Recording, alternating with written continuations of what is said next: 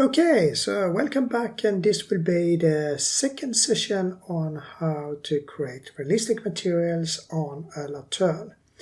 So in this session I will go through how you will create a brand new lantern. So no dust, no grunge, no whatever that can destroy an object. This will be brand new. So we can start directly by adding some reference images here. So I drag this window out so we get two and go to my image editor, and I open up some reference images. This is like my own building, so we can't use that as reference images. But if I go to my disk here, I think I have reference images and lantern. And here we have some really new ones. So if I select those three, I think will be good. Then we have some different things to look at. And you can maybe think that this is like a rather bad image because it's all like blurry and so on.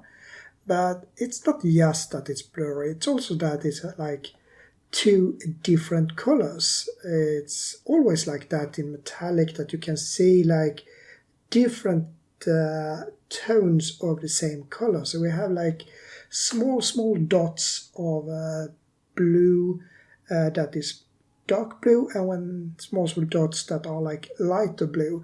And it's not it's this image. So if I go to some other image as well, let's see here if we had some. Could be hard to find them. I have some here, I think. That is also new. You can see the same thing. So you can see that it's not one simple color. It's more like two different colors that are merged together to make this happen. So we will use the same method when we are creating it. It's also looking a lot like metallic, but the rules when it comes to metal, at least when you work with games and so on, is that you should treat metallic that it should be either totally metallic, 1, or non-metallic, 0, and all the betweens value are like forbidden. And that is the main rule. Then you can of course break that rule. I do it all the time, but you should know it exists and you should go for it, that it should be either 0 or 1. And when you have painted something, then you have covered the metal. So it's not really metal anymore, even if it looks like metallic.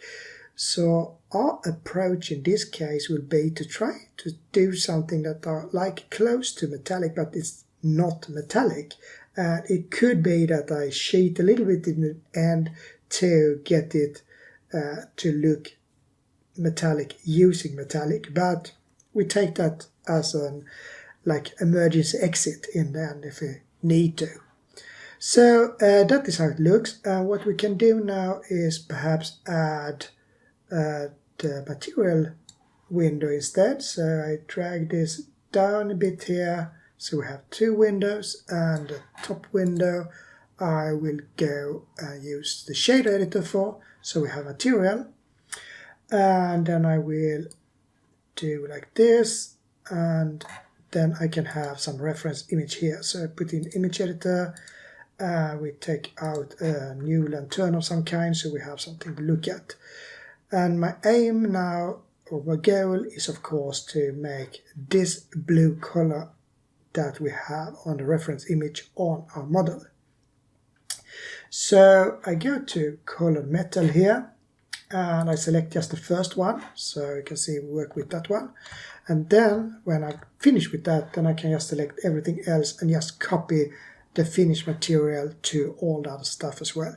But we can start with one object here. And right now it's white and it's boring. It's not similar to this at all, so we need a material. So we go to the material properties and we select new, and then we get something out here. And if I change that to some blue, you can see it's blue here as well. Okay, now we have to work. And as I said from the beginning, when we look at this, it's looking like small dots here. So the easiest way to do it is just to do a lot of dots. And we can do that with the Voronoi texture, for instance. So first of all, we need an input map. So I press Shift A, input and a texture coordinate. And the texture coordinate will tell us what type of map should we use. And I will not go through it so much in this part here about recreating realistic material, but I can say so much that we can use the object, because the object will then be about the size of the object. And the good thing with object is that if we use that, it's not stretched. So we don't get something that is looking weird because we have rectangular shape or something. It will always look good, but it's it's easy to work with. So we start with that one.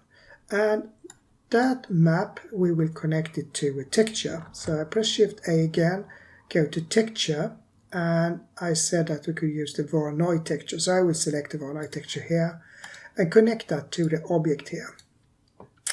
And if I now connect the distance to the base color, we can see it here. And right now we don't see so much. If I now drag that up a bit, now I have like scale of 45, you can see all these here. But they are really, really big compared to those small dots here. So we can use like 1,000 of them. I put like 3,000 of something. And now you can see already now that you get some gray tones that could be similar to this. So it's not, if I go really close, you can see all these dots here, and they are about the same size as we have here. Then you can of course play with it, so you can put it a little bit less or a little bit more. This is just an estimation. And that is one thing when you're doing realistic material. We don't have any formula that says do exactly like this and everything will work, because only 1/4 of your material is about the technique. 1/4 will be about the light, and then it will be about the reference images, so you really get good reference images, and the rest will be practice and use your eyes to make everything work. So I estimate this to be about 3,000. Then we need some color out of it, and I can just use a mix color here. So I press Shift A, color, and a mix RGB, and put that in, and put the distance to factor here. And then I can select one color here and one color here. And just to start, I can just take that and then take this eyedropper here and just select the image here. And then you can see it's getting really, really pale here. So just to get the tone, but to get it really good, you can then make it darker or lighter if you want to, and then you can do the same here, and then you can just estimate as well. And now it's up to you to try to find the colors that are similar to this here. So it's a lot of trying out, testing, and so on. And it's a little bit up to you if you want to work with cycles. I do it and I get all these terrible noisy images all the time, but I'm used to it. Some of them, other people are more used to use Eevee because it's fast and so on. But that should be like a little bit of warning. If you work with Eevee, it feels very, very quick in the beginning. But if you're doing really large procedural maps, it will be a lot of waiting time because it will compile and compile and compile every time you add a new node. So it's not always best to work with Eevee even if you want it fast. Okay, so now we are a little bit similar, but it should be darker, more colorful, I think. So I will take my thing up here even more, take it down here a bit, so we get something like that. It could be that I should even decrease this a bit, so like 2,500 perhaps, something like that could be okay. So now I have it like that, but it's not looking like the surface at all here, because the surface is shiny and a little bit metallic and so on. So then we can go into that part as well. And to make it more shiny, then I think most of you know that it's the roughness that you use. So no roughness, no shine. A lot of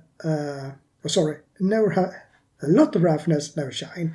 No roughness, a lot of shine. Okay, so here it's really it's new polish on it. Everything is fine, but it's too much. So we try to find something that is between and that is rather similar to the reflection that you have on those parts. So it's always good to find images that are using some of those light bulbs outside, so you get the reflection and you can then compare a bit here. So you get it exactly as you want to. And I think we are close to it around here, something. So now I have it, and as I said before, everything here is just an estimation. You know where to drag, but you need to use your eyes to really find the sweet spot, exactly where you should have it. Then you can then try to see if you should have perhaps a little bit sharper curve on the reflection, or if it should be softer. So how much reflection, that you control with the roughness, but to make it a little bit sharper or to spread it out a bit, that you use the specular for. So if I don't have any specular at all, you'd see no reflection, because now it's really spread out all the way.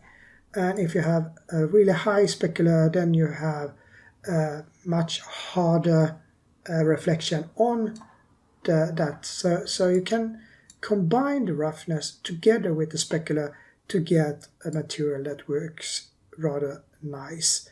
And I think something like, if I go up, you can see here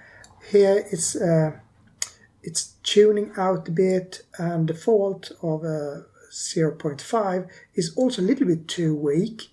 So what I do is I take it up just a bit here, so we have it around here, and then I think it's okay. So if you do it like that, you add some color, try to make it okay, then find the roughness part here and some specular. Then you have it rather nice. And then when we do a lot of things that is man-made, when you're doing like porcelain, china, then you have like a surface that is almost like glass on top of it, and you can see almost the same thing here.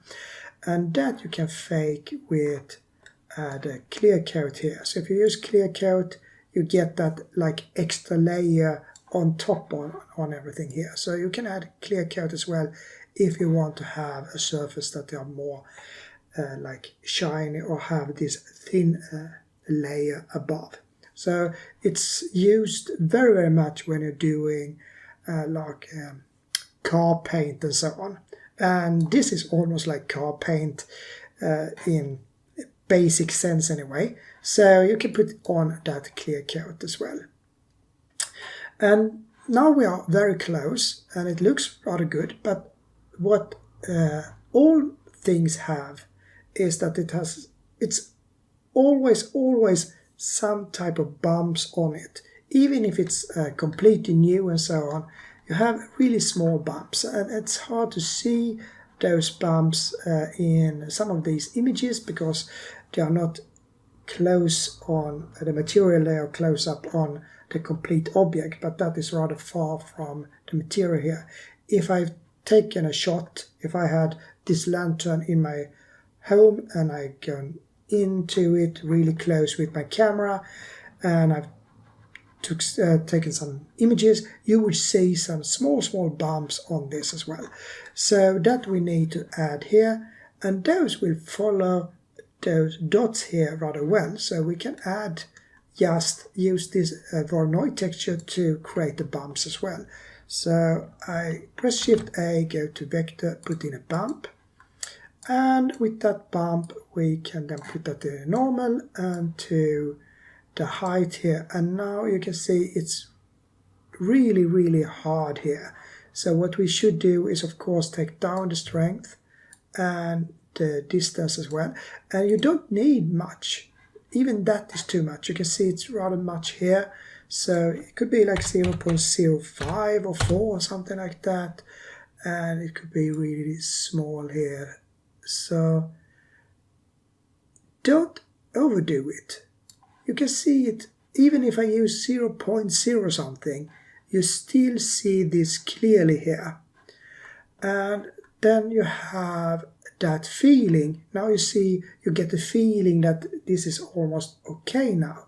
When you add a bump, it could be so that you need to fine tune, perhaps add even more or even less roughness and so on, because all the light will be reflected off these bumps here. And as I see it, it's still too much, so I can take it down even more. So I can write 0.025 or something. And now I think I get the feeling that it senses that you have some bumps. You can see it on the reflections here, but it's not much at all. So now we are really close. And when we have done all of these things, then we can then look at the color again, and we can see it look a little bit pale right now, because when we add all these reflections and so on, we put in a white light that then makes this a bit paler, and it could be that we need to fine tune it here with some more colors in the end to make it really look nice. So then it's to be steady on your hand, select everything until it's really looking good. And now we are close, and now I will break my rule here a bit, because we can't get exactly that metallic look, but we should not have this as metallic because it's not good. But a tiny amount of metallic, which is completely out of the rule book. You should not use this normally. But if we're working with realistic materials, we are not thinking about like game or how people are thinking that we should use these things. We are thinking about how does this material look for the viewer. So that is what we're thinking about. We should have the rules in the back of our mind so we know about them. But if we know about them, then we can break it, and then we can elaborate and see and experiment. And when we do all these things, then we of course see a lot of things that we want to like to change. I can see now that this is a bit too blue, should be more green, so we move this a little bit of that direction to green here. So now I think it's okay. So now we have all that finished, and I see that when you start with this, you will sit there for hours and fine tune and find that perfect color and so on. But we don't have hours here, so I will just let this be good enough, even if I now feel that, okay, should perhaps add some more bumps and so on. But I stop here. I think that is good enough. And then we just need to copy this. And that is why I selected the first one in the colored metal, because then I can select everything else here, and then hold down the Control and select this last, because you should always select the material or the object that you have the material on last, and then you can copy everything using just Control L and then select materials, and then everything will instantly be copied onto the other parts here. So once again, first of all, do your material on whatever you want to, then go in here, select everything else except what you have the material on, then press Control, select the thing that you had material on, and Control L and select, can press Control L as well so you can see that, then select materials, and then everything will be out on all these parts of your total object here. So, well, not too bad. It's looking rather similar to this. So I think I will stop here, and then we can do the glass and the metal part in the next session. So I will just see you there, and I say bye for now.